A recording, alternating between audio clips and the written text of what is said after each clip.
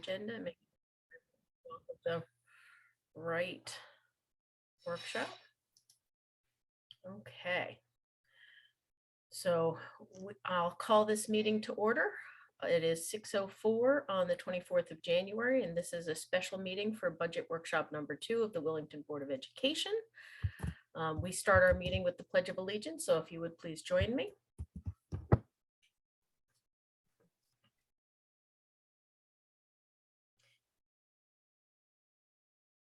I pledge allegiance to the flag of the of the United United States States of America and to and to the the republic republic for which for which it it stands, stands, one one nation, nation, under under God, God, indivisible, indivisible, with liberty and justice justice for all.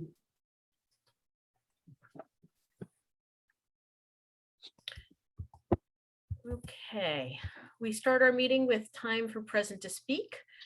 We ask that anyone who'd like to speak to the committee, identify yourself by name and address and proceed with your comments after that. But you're limited to 3 minutes each. We have 2 different ways. You can tell us that you want to speak and we can either come on camera and let us know that way. Or if you raise your hand using the reactions button on your screen, if you click on that, there's an option that lets you raise your hand. I see Nicholas Tella's iPhone is on. If you can take yourself off mute, or Phil, if you can take him off mute. It's Nick Tella, 49 Myrtle. I just wanted to see if later on, at least, you guys can identify if the maintenance numbers match other towns in the area. They just seem low. Now, maybe it's because CIP captures some other expenses, but just between Center and Hall, I was wondering if that's comparable to other towns such as like Ashford, Eastford, and such. Okay, thank you for that. Is there anyone else present to speak? If so, please either raise your hand using the reactions button or come on the video by turning on the video screen so we can see you. Okay. Seeing no one else, we will move on to the review of programs previously presented and any discussion that we might want to bring up from that. Remember that these are special budget meetings, which allows us to work through all those different pieces, but we did talk about some of the larger chunks of work last week. Are there any follow-up things or questions that people wanted to raise now before we jump into the new material? Go ahead, Donna. I just wanted to check, Phil, what is the balance in our non-lapsing fund before any of those small amounts that we've have in this budget applied to them? I can get that from Donna. It's got to be around 200,000 at this point in time, though, or it could be capped out if she's already moved the money back in. I'm not sure if she's done that from the end of 21-22 or not. I have to assume she did. Okay, But I can get that balance for you. thank you. Any other questions or comments before we move on? Okay, so let's move ahead then with Program 3, Special Education and Related Services.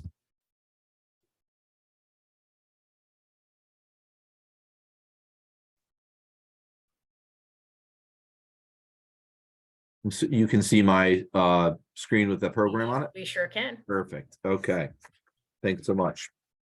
So program 3 is special education and related services pre-K through 8th grade. This is one of those programs that, you know, we talk about just control and challenges that come and go, and challenges just meaning financially. So, you know, this is a legal requirement you have to meet. And as a student's, you know, individualized education plan is written, and whatever's in that document is legal, you have to follow it. So, and that could be, you know, specific services such as speech and language, physical therapy, occupational therapy. It could, you know, mean a paraprofessional. So we talk typically about what's contractual I honestly would just call this program contractual because it's a legal obligation that you have to provide. The good news is overall, and scroll to the bottom here, is this program has a slight decrease from 22-23. And that's even after we had about $80,000 in grants that we didn't apply, and we still had that decrease. So you can see this 29,000 here and this 50,000 that we had applied to this year's budget. Even with those missing in this cat over here in this year's budget, we're still under where we were, which is really good. So I'm just going to scroll to the top again. Part of the decrease is in the staffing. And so you can see that certified staffing looks like it went down, and it did. And that's really in the speech and language services model. Marcia has made some adjustments there. It's a shortage area. And so what we've done is we are currently working with EastCon and other agencies to fulfill those services. And so what she's done is she's basically transitioned from some of that certified staff to have 2 full-time speech and language paraprofessionals. It still meets IEP needs. They're being trained. One's actually in school for it, which is great. But that's the adjustment in the staffing. The other part of the decrease is moving from 21 paraprofessionals to 19. And again, that is needs based. So it's just where we expect to be at this point, knowing what we know today. Remember, this could change in 2 weeks. It could change in 6 months, and you still need to meet those requirements. So the 2 lines really that you see here in paraprofessionals that are, it's a little confusing, is that when you look down the bottom in salaries, you can see this paraprofessional line right here, and it went down. And then you see this paraprofessional line here as a purchase service. That's when we hire someone from like EastCon or CREC. So there's savings there with there's a decrease in the number of paraprofessionals. But this, one went down, one went up, but it's still a savings overall. You can see the cost to have an administrator in this program, the cost in savings for teachers. And when someone leaves and you hire someone at a lower amount, there's a savings there. So you can see that in there. And then, the rest of the areas, the secretarial, remember that part of that is in specific programs. So some of it's like a portion of their salary that's in this. And then you can see that we have our own certified classified subs line in here. So you can see all that. In the purchase services area, Frontline or IEP Direct, as it was once called, I think we dream of probably going back to this program, but Frontline is the program we were using to basically maintain all of our IEPs. The state came out with a free program, CT SEDS, and it is the first year in the rollout. There's been a lot of headaches, but they're still ironing things out. And so Marcia has been working extremely hard on that as our pupil services director, just to manage the changeover. Again, no dollar amount. I might say that I'd love to give them the bill for Marcia's additional hours that she's had to put in on the program, as is a lot of districts. The rest of the stuff here is pretty consistent. The tuition outplacement is there's a slight increase, same number of students. You see the school choice is about the same. Outside counseling we took out because we really haven't been using it. And it's really because we have the opportunities in-house. I already talked about the paraprofessional line. The behavioral consultant amount remained the same. And again, that's just to support when you hear the term or the acronym BCBA, that's a certified person that we work with EastCon. They're tremendous in the services that we get, and there's certain students that have that in their IEP, and so we have to provide those services. We kept the wealth program, the summer school program flat. We've had the proper funding in there, we believe, for the last 3 years. Don't mess with it when it works, right? So that's worked out. There was an increase in evaluations. Just probably a little more true of a number of what we need for purchases. And there was an increase in transportation from the current year. And that increase again is specific to an IEP. That includes outplacement transportation. It includes local transportation if there's IEP needs as well. So that's really the purchase service section. The supplies remain the same.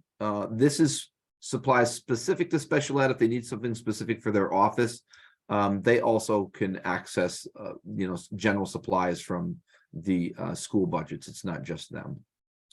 The conference and travel is contractual. Dues and fees is contractual. There's some copier maintenance for their copier in their office. The obviously telephone is part of their program.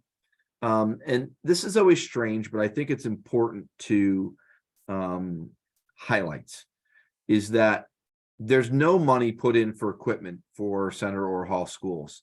And the reason I put that in there, typically we would take something like that out if there was no money.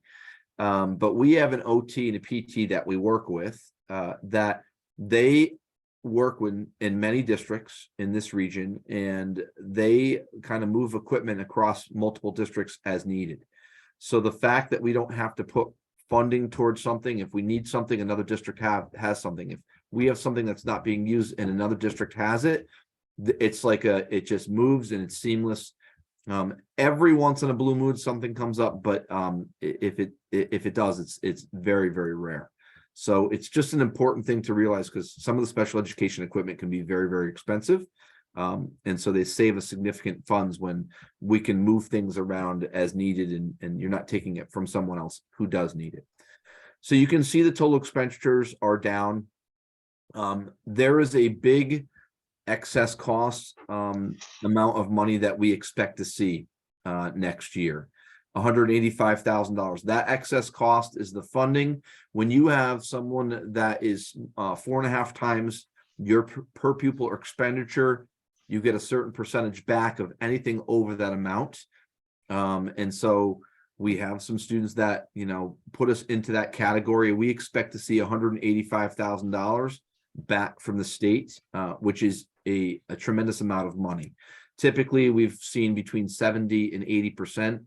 And so I think this year was 75, but it's between those two numbers. It's supposed to be 100%, but this is one of those Donna unfunded mandates. It should be 100%, but it's not. It's what the state's giving us. The IDEA certified, we just transitioned some money, so it's applied to really 1 or 2 people in the certified. So it's just increasing from a different portion of the grant, from classified to certified. We kept the preschools the same because that's the entire amount of the grant. And then you can see there's some money there for purchase services. So the total of the program, $2,098,688. It is a decrease. Again, this is of all the programs, this is probably the most volatile, and it's what we know today. 2 outplacements, and remember that 2 outplacements, you bring in, if one were to move or somebody were to move in, another outplacement is easily $150,000, and they could be slightly up or slightly down. So in the rare occasion, they're significantly up. So that is I will tell you, the biggest shift in this program is really around the speech and language position. It's in kudos to Marcia for identifying people to make this work and providing quality services to students where it's a shortage area. And that our speech and language staff member will oversee those 2 individuals. So it falls into a district position now. If you were to look in the staffing page at the end, we have moved that person into a district role instead of at the schools. So that's program 3. Any questions about program 3? Go ahead, Donna, and then Herb, and then Ann. Okay, my first question is, what is Horizons? It's the last line on purchase services. I'm just going to stop sharing for a second so I can see, and I'll let Marcia jump in, because if I can find her, there she is. Marcia is our There you pupil go. services Hi. director. Horizons is a service that we use for students who need more of a significant change in the curriculum. It helps to do future planning with the students team, including the parent. So it's a consult service that is very valuable to both the students team and the families. Thank you. And then my second question is, why is there a separate telephone for special ed? Don't they use the same telephone system as the rest of the building? It's just, it is, but it's just how it's broken apart. And to be honest with you, I think this was a Dr. Jacoby thing when she made the programs years ago. She put a portion of the, the total telephone cost, and that's where she put one of the pieces. But it is the same phone system. It's just a portion of the bill. So it's just allocating one bill to multiple places. Okay, thank you very much. You're welcome. Herb, you had a question? I think Donna asked the question regarding Horizon. Yep. Now, that's a nonprofit, I think, and it's located over in North Wyndham, I think so. It is, yes. North Wyndham somewhere. But it is a nice facility, and that's mostly for summer counseling, though, isn't it? There's two different ones. There's the Camp Horizons. Which one are we talking about? Well, Horizons is a large umbrella service now, and they have a lot of different services under that one heading, Horizons. They provide services for really pre-K through adulthood. So it's a myriad of services for people with disabilities. But do they provide on-site counseling, or do we send the youngsters over to their facility? They don't provide direct service. They provide consult services to the students' team. So the teachers, and the parents, it's consult services. Marcia, I think that this is typically for students who are greatly impacted by their disability. So when we have a student who is greatly impacted by their disability, it might be something specific. You want those outside professionals to be able to help you make sure you have an appropriate program, and you also need the support for the families, because oftentimes the things you're building in supports are going to be utilized in the household as well. And so that's what this Horizons piece is.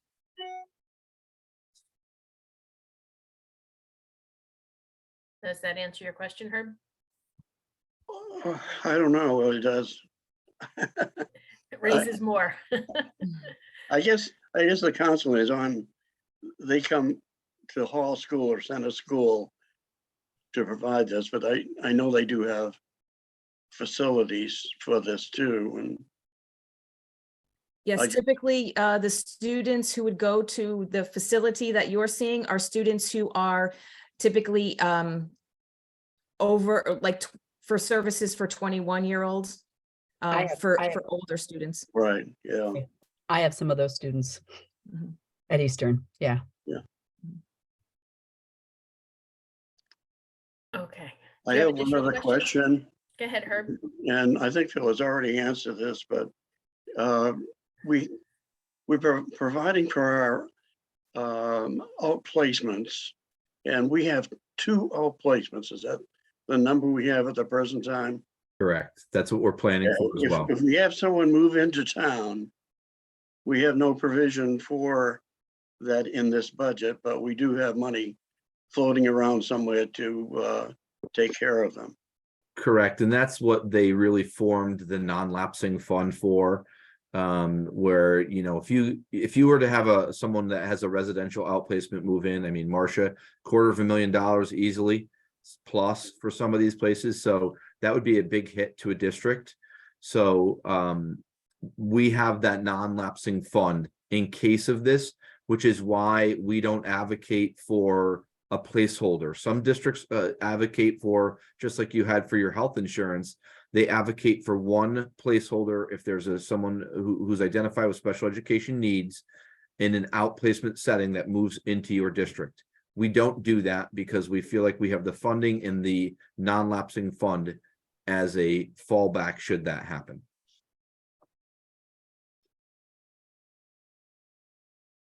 Okay, thank you, Fran. Sure.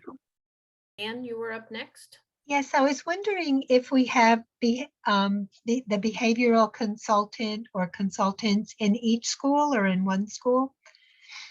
So she's with us 1 day a week and she splits her time between both schools. Excellent. Okay, thank you. And that's by need. If Right. there was no need in one school, they wouldn't be there. It's by need. Excellent. Thank you. And Laura, you have your hand up. Yeah, I'm wondering about the certified preschool teacher grant. That's 0.06. The grant caps out at like $5,100, and that's just Just how a little we, bit. Okay. yeah, that's how we code it. And it's actually the preschool IDEA portion of the grant. But we joke about, that's what it is. It is a full-time that's- teacher. That's a that- tiny person. Right. Correct. Okay. Couple hours a week. Thank you. There we go. Additional questions?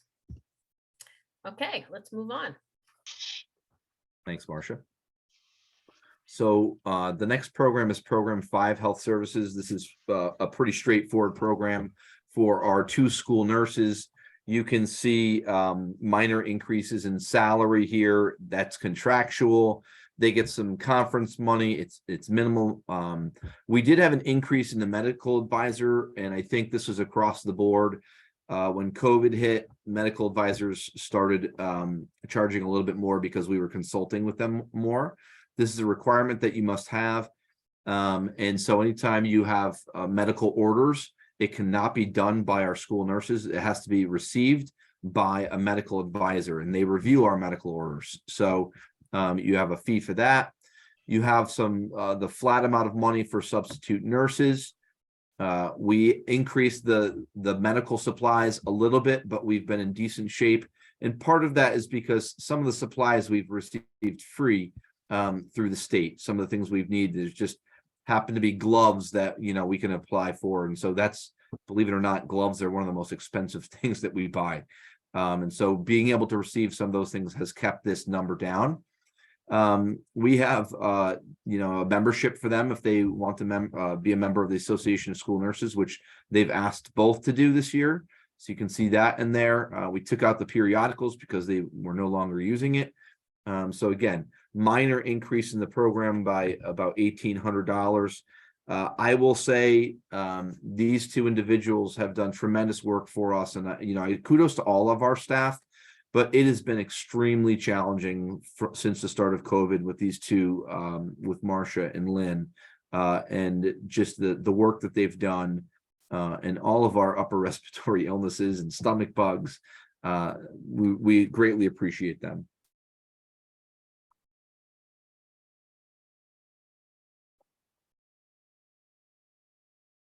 Pretty straightforward program. Yep. Any questions on this before we move on? Donna, I see your hands up. Just a quick question. What did you mean by medical orders? Is that if a student is coming back to school and they have a medical condition that the nurse will have to deal with during the day? It could be medical orders, could be specific things like around medication and things like that. I can get I can actually go and talk to the nurses and find out some examples of the medical orders we currently have, just to give you an example if that will help next time, so you can know the types of things we're talking about. I don't think that that's necessary. Okay. You've given me enough. Thank you. Brianna? I was just gonna say, if, for example, a student had diabetes and needed their blood sugar checked and then their nutrition throughout the day adjusted, that's an example of that. Correct. Okay. Yeah, Thanks and for that. honestly, That's a good example. I can't speak to what our current medical orders are because I don't know them. I'm not try and keep those as private as we can. Fair enough. Okay. Let's move on to the next section then. Okay. Program 6, curriculum and staff development. This program has an increase, and it's an increase that I will tell you is tied directly to our professional development, and which is obviously aligned to our curriculum changes and the professional development that we need. It includes professional development funds for within these programs for project-based learning, the science training on NGSX and Open SciEd, illustrative math. Some of this is contractual based upon contracts. So the support for curriculum leadership, these are all of the areas. So I'll kind of give you 3 spots where some of this professional development comes from. So you've got the support for curriculum leadership, you've got the teacher workshops in-house, and you've got a little bit in the professional development committee. Those 3 things are what the district is driving. When you get down to outside conferences, this contractual piece is when a teacher says, hey, I saw this workshop on number sense, I would really like to attend. It's within their contract to have a certain amount of money, and we actually don't even budget enough contractually, which is okay because we never use it all, which is why you see that number flat. The other contractual piece that you see in there is between the paraprofessionals and the team leader stipends. The team leader stipends are all the stipends that are, that we have in the contract.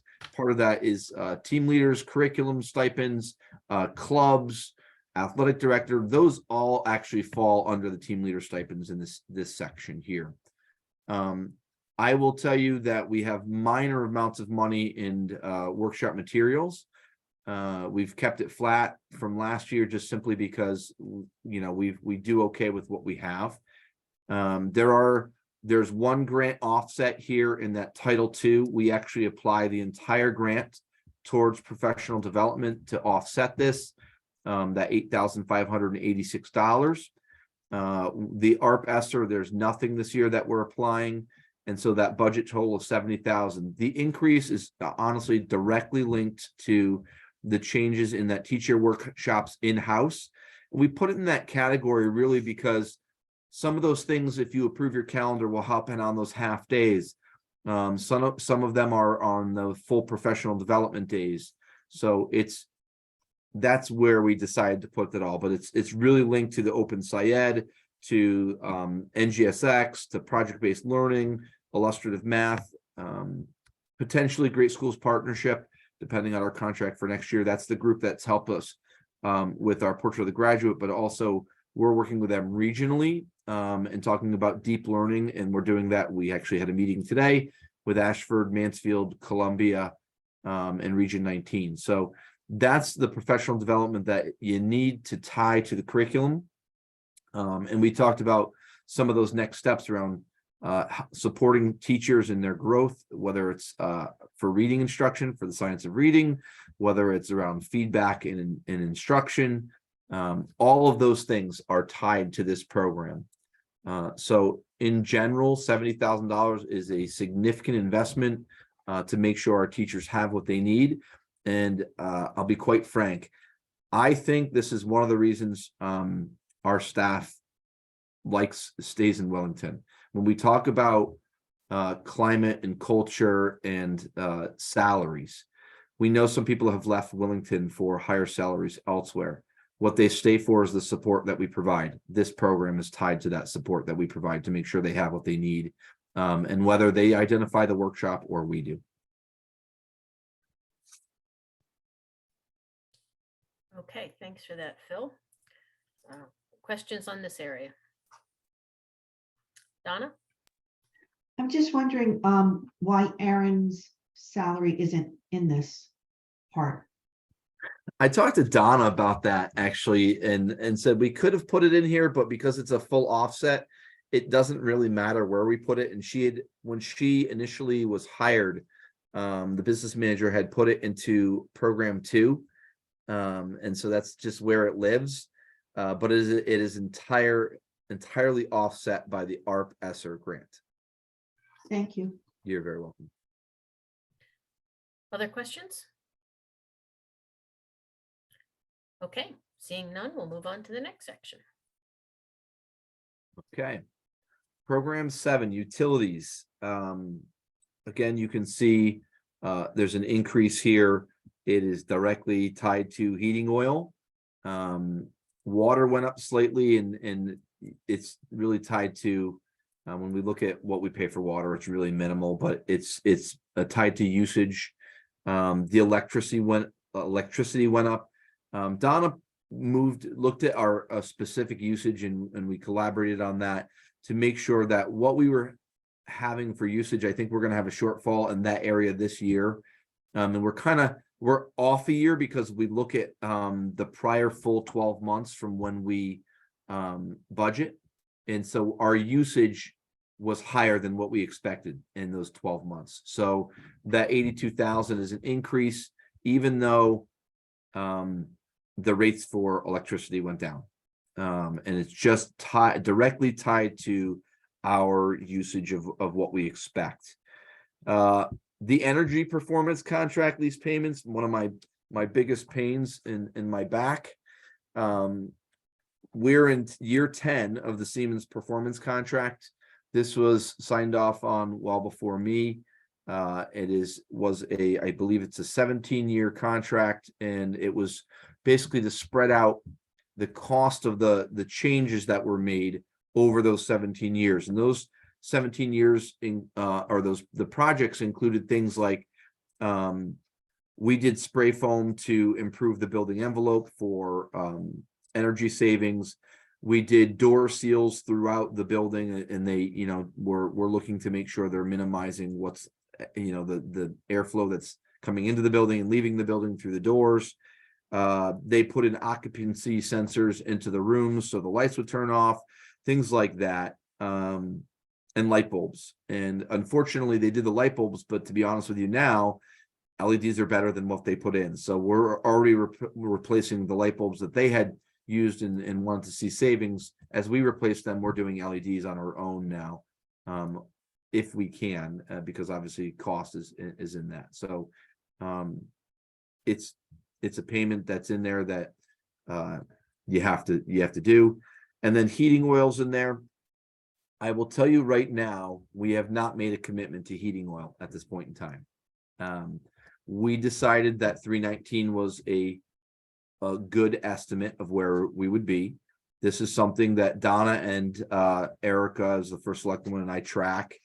We connect, and if we get those emails from the Dime Oil is our company, and when we see a drop, sometimes we'll lock in. Sometimes it's like you wait a little bit longer, try and watch the trends.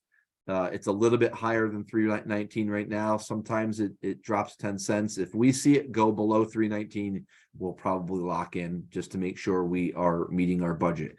If it goes over, it's something where you can see the heating oil, the difference in the cost is not significant. It's something that if you had to absorb it in your budget, you probably could if you needed to, or you could use non-lapsing funds if we were above it.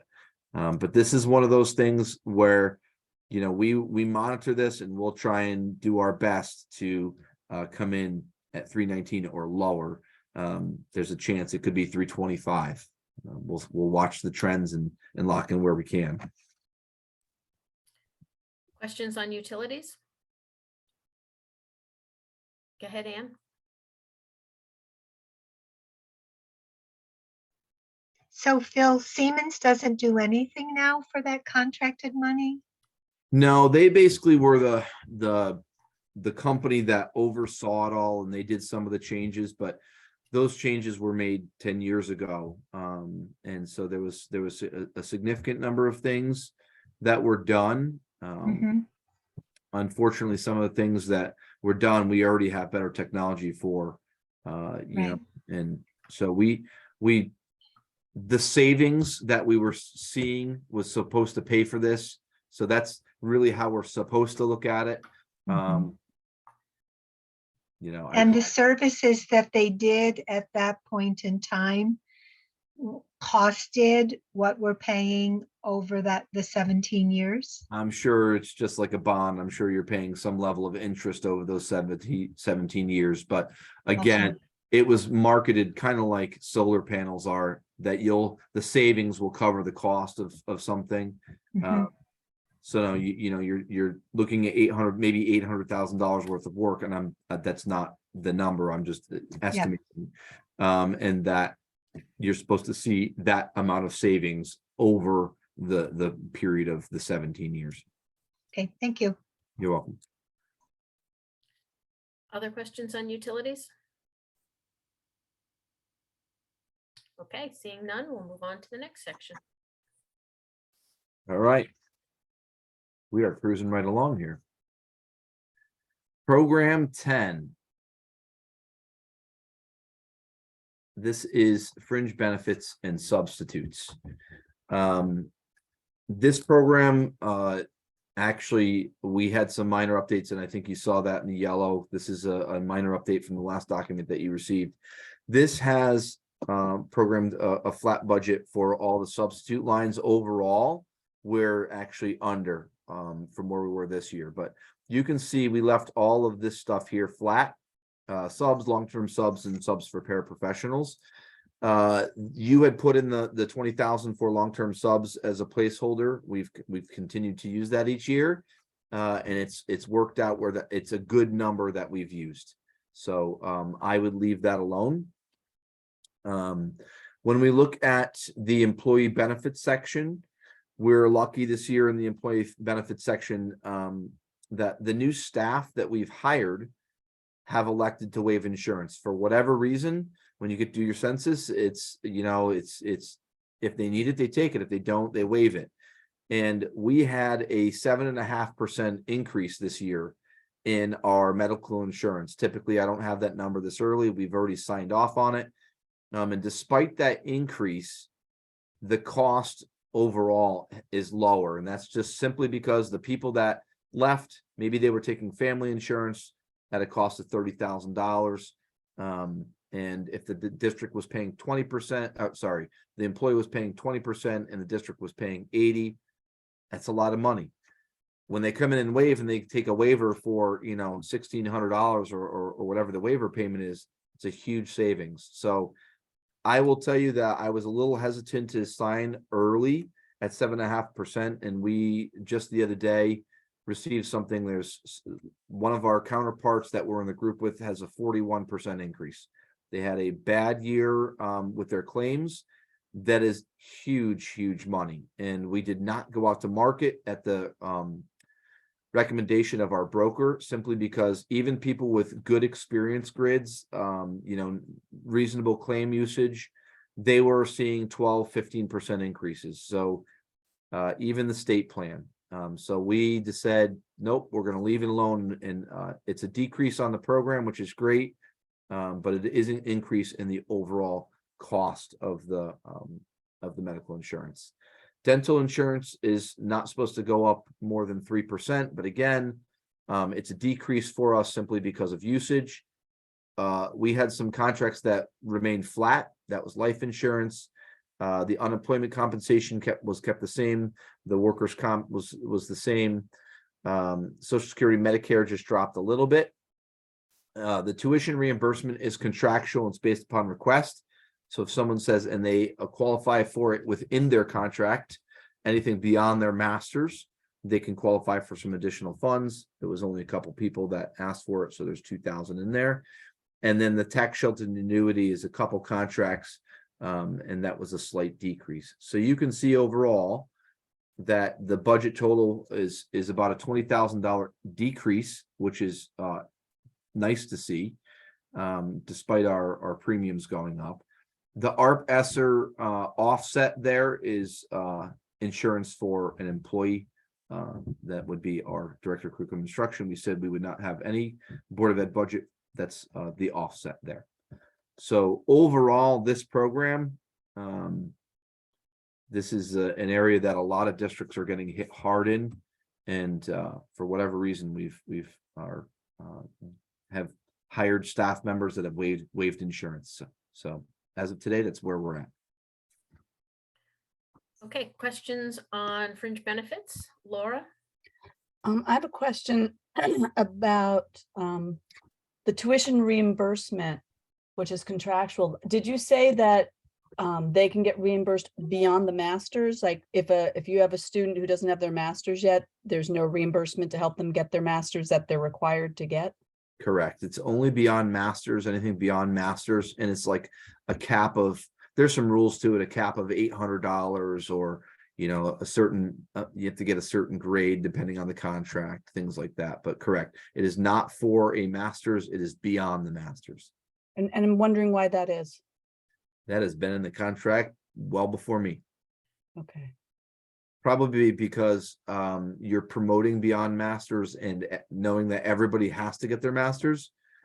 You know, it's a budgetary thing where, you know, you might have new teachers come in and you have to pay for, it could be something in the future that if the board wants to use that as a tool to market to newer teachers, you could negotiate that. But that is an item that is within contracts. So that is something maybe to think about as far as the teacher shortage crisis we're hitting right now, that you would be attracting those teachers coming out with bachelors who have to get their masters within a few years. Correct. Okay, additional questions on fringe benefits and substitutes? Okay, seeing none. Let me jump back to where we are. Was that the last section? I believe it was 45 minutes. Yes. Okay. Okay, any additional questions or comments on any of the sections that have come up since then? Okay. See, go ahead, Donna. I apologize. I'll make this quick. For next time's meeting, the meeting we have next time, beforehand, if you could get us the mandate list and how I will much do that. non-lapsing funds. The other thing I'd like us to take a look at is if you look at where we are year to date on our current year. I know last year it looked like we were going to have some excess funds, and we used, I think, $40,000 to prepay the increase in the busing contract. If we're going to have extra from this year, if there are contracts that we can specifically identify to prepay, and we've got plenty of them as far as subscriptions, not payroll related, that would be good. So maybe we can use some of the leftover money from this year to help take a bite out of next year. At least in those cases where we know that there's going to be savings. Yeah, In a lot of cases we don't know yet. Yeah, it's too early, I but understand it. Yeah, It's but just, there are some cases we might know. yeah, thank That you. makes sense. Okay, so our next budget workshop is next Tuesday, the 31st, also at 6 p.m. Is that correct? That is correct. Okay, so look in your email boxes for the agenda ahead of time and the link. And with that, I'll take a motion to adjourn. Go ahead, Herb. I read his lips. Move we adjourn. Thanks, Anne. I'll second it. Okay, thanks. All in favor? Signify Aye. by saying Aye. aye. Opposed? Okay, so meeting is adjourned. Thank you all, and we'll look forward to seeing you next week. Good night. Okay. Thanks Good all. Good night. night. 6:47 p.m. A record time.